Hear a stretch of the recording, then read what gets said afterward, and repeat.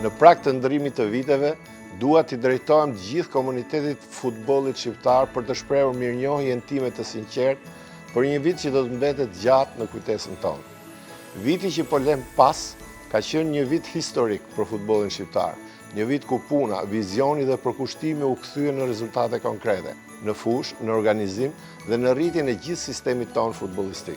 Shqipëria u konfirmua si një vend dhe partner i besueshëm për futbollin evropian, duke pritur me sukses finalet e kampionatit evropian për 17 vjeçarët dhe duke mirëpritur për herë të parë në Tiranë Komitetin Ekzekutiv të UEFA-s. Këto ngjarje treguan se futbolli ynë ka arritur një nivel të lartë profesionalizmi dhe organizimi.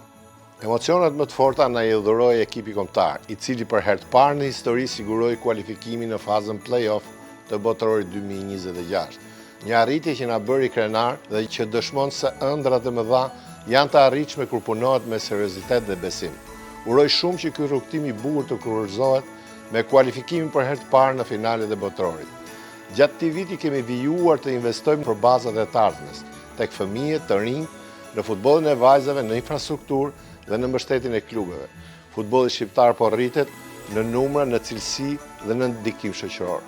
Dua të falenderoj nga zemra të gjithë ata që kontribuan dhe kontribuojnë çdo ditë në këtë rrugtim futbollistik, trajnerët, arbitrat, drejtuesit e klubet, stafet teknike, administratën e FSHF-s, partnerët tanë, institucionet shtetërore, qeverinë shqiptare për ndihmën e madhe dhe mbështetjen e tyre.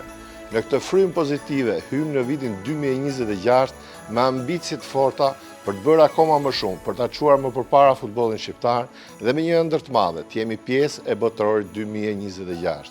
Ju uroj të gjithë gëzuar festat, gëzuar vitin e ri dhe një vit sa më të mbar 2026.